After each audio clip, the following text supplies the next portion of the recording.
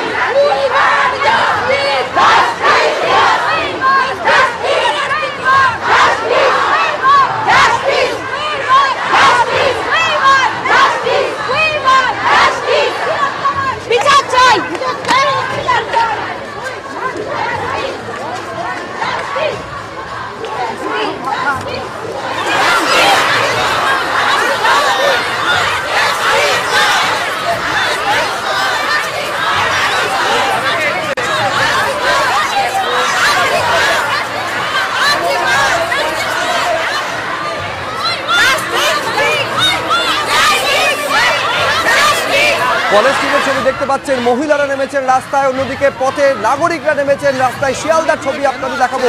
আমি শুরুতেই বলছিলাম সামাজিক আন্দোলনে পরিণত হয়েছে, যেভাবে আরজিকরে ঘটনার প্রতিবাদ সমাজের সর্বস্তর থেকে উঠে আসছে।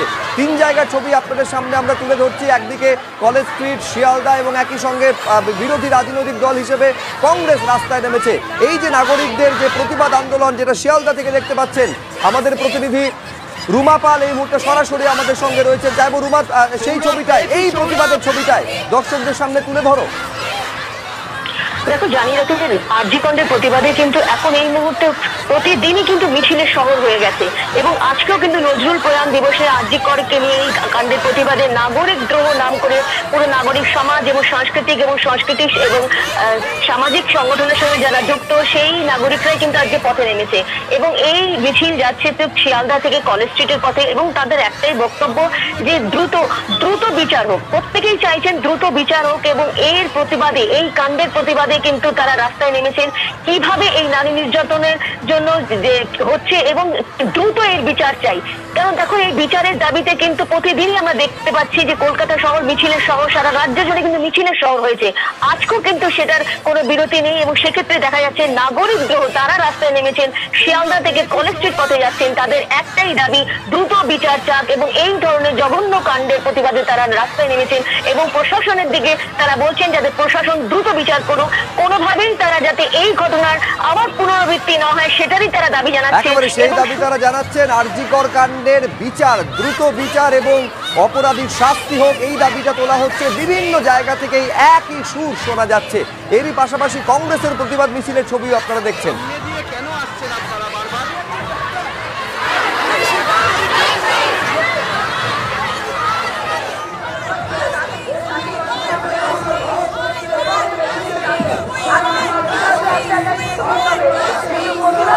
উজ্জ্বল মুখোপাধ্যায় আমাদের প্রতিনিধি আমাদের সঙ্গে সরাসরি রয়েছে। প্রতিবাদে কংগ্রেসও রাস্তায় নেমেছে আজকে। উজ্জ্বল, দেখো, এই মুহূর্তে দেখতে পাচ্ছ সবেমাত্র মিছিল পথ চলা শুরু করেছে। অধীর চৌধুরী রয়েছেন এবং রাজ্যের বিভিন্ন প্রান্ত থেকে প্রচুর কংগ্রেস কর্মীরা এসেছেন। তারা কিন্তু এই মুহূর্তে কলেজ স্কোয়ার থেকে শ্যামবাজারের উদ্দেশ্যে রওনা দিচ্ছেন।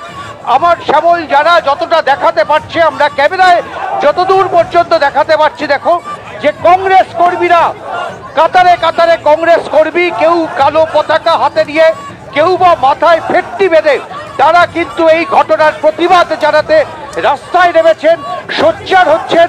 আরজিকরে যে ঘটনা ঘটেছে, যারা দোষী তাদেরকে শাস্তি দিতে হবে, এই দাবিতে তারা কিন্তু রাস্তায় হাঁটছেন।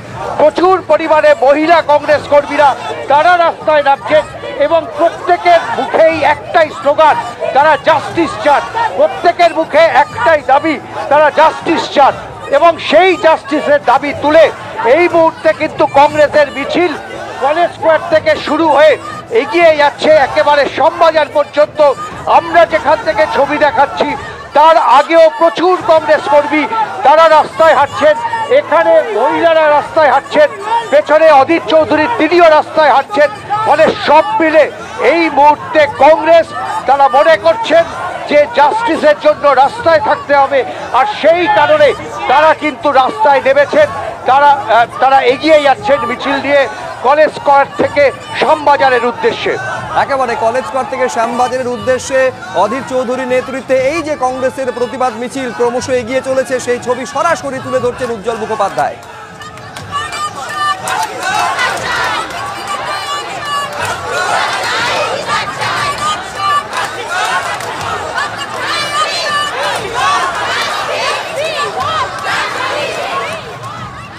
একদিকে যখন প্রতিবাদের ভাষা রাজপথে শোনা যাচ্ছে, অন্যদিকে এই আরজি করেরই তদন্ত সিবিআই সমান্তরালভাবে চালাচ্ছে। আরজি করে পৌঁছে গেছে সিবিআই এর একটি দল, মেডিকেলের আরজি কর মেডিকেলের পুলিশ মর্গে তারা পৌঁছে গেছে আজ। দুর্নীতির অভিযোগের তদন্তে মর্গে হানা সিবিআই এর। কথা বলবো আমাদের প্রতিনিধি ঝিলম করঞ্জাই এর সঙ্গে। এইটা আমি ঝিলম তোমার থেকে জানতে চাইছি, দুটো বিষয়ের তো তদন্ত সিবিআই করছে, একদিকে হচ্ছে আরজি করে নৃশংস ধর্ষণ এবং হত্যাকাণ্ড এবং দুর্নীতির তদন্ত।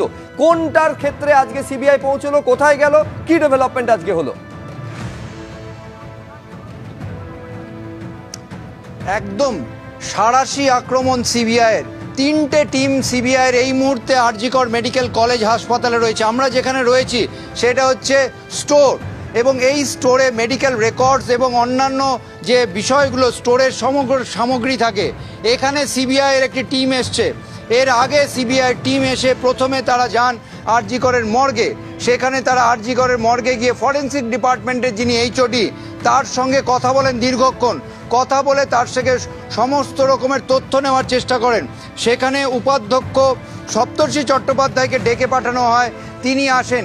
তিনি নিজে ফরেন্সিক বিশেষজ্ঞ বলে তিনি প্রায় ৪৫ মিনিট সেখানে ছিলেন। বেরিয়ে আসার সময় সাংবাদিকদের তিনি জানান যে এই যে মর্গ, তার যে ইনফ্রাস্ট্রাকচার কিভাবে কাজ হয়, সেই সমস্ত বিষয়ে তাকে প্রশ্ন করা হয়েছে। সেগুলো তিনি বুঝিয়ে তিনি বেরিয়ে এসছেন। তবে তিনি বেরিয়ে যাওয়ার পরও দীর্ঘক্ষণ সেই মর্গে যে সিবিআইয়ের যে অফিসাররা যারা এসেছিলেন নিজাম প্যালেস থেকে, অর্থনৈতিক দুর্নীতি, মর্গের যে দেহলোপাটের বিভিন্ন অভিযোগ আখতার আলী ডেপুটি সুপার তিনি করেছিলেন তাই তদন্ত করতে। আবার অন্যদিকে তোমাকে জানিয়ে রাখবো, বাদিকে আমার সহকর্মী সুমন হালদারকে দেখাতে বলবো যে স্টোর বিল্ডিং রয়েছে, সেখানে মেডিকেল রেকর্ডসও রয়েছে, মেডিকেল রেকর্ড সেকশন রয়েছে, সেখানেও আরেকটা টিম আসে। তারা মেডিকেল রেকর্ডস যাচাই করে দেখছেন, তথ্য সংগ্রহ করছেন। আর অন্যদিকে এই ডিপার্টমেন্টে আমরা দেখলাম যে মর্গ থেকে সিবিআইয়ের একজন গোয়েন্দা তিনি বেরিয়ে এলেন, বেরিয়ে এসে ফের তিনি ঢুকলেন। আর পাশাপাশি আমার সহকর্মী সুমন হালদারকে দেখাতে পারব, ডান দিকে যে বিল্ডিংটা রয়েছে নীল রঙের যে বিল্ডিং, এই বিল্ডিং এর 4 তলায় চেস ডিপার্টমেন্ট রয়েছে। সেখানে সিবিআইয়ের আরেকটা টিম এসছে। তারা এসছেন এই যে ধর্ষণ এবং খুন, সেই ধর্ষণ এবং খুনের তদন্তের বিষয়ে কথা বলতে। সেখানেও তারা ভিজিট করছেন, দেখছেন, এবং একই সঙ্গে সেখানেও উপাধ্যক্ষকে তারা ডেকে পাঠিয়েছিলেন, তিনি গিয়েছিলেন ঘটনাস্থলে। অধ্যক্ষর সঙ্গেও তারা ফের কথা বলবেন তেমনটাই জানা গিয়েছে। এবং তোমাকে জানিয়ে রাখবো, এই সপ্তাহে গত কয়েকদিন অর্থনৈতিক দুর্নীতির বিষয় নিয়ে তদন্ত করতে নিজাম প্যালেস থেকে যে সিবিআই টিম, সেটা 3 বার এসছে, রবিবার, মঙ্গলবার এবং আজকে। এবং তারা একাধিকবার এসে প্রত্যেকবারই তথ্য সংগ্রহ করে নিয়ে গেছেন, নথি বাজেয়াপ্ত করেছেন, এবং তারপরে বিভিন্ন তথ্য সংগ্রহ করে কথা জানার জন্য বিষয় সবকিছু প্রশ্নের উত্তর খুঁজতে আসছেন। এবং আজকে আমরা জানতে পেরেছি এখান থেকে বেশ কয়েকজন নিজাম প্যালেসে যাবেন, সিজিও তেও যাবেন বলেও হাসপাতাল সূত্রে জানা যাচ্ছে। একেবারে সেদিকেও আমাদের সমানভাবে নজর থাকবে, অর্থাৎ একসঙ্গে দুটো, একদিকে হচ্ছে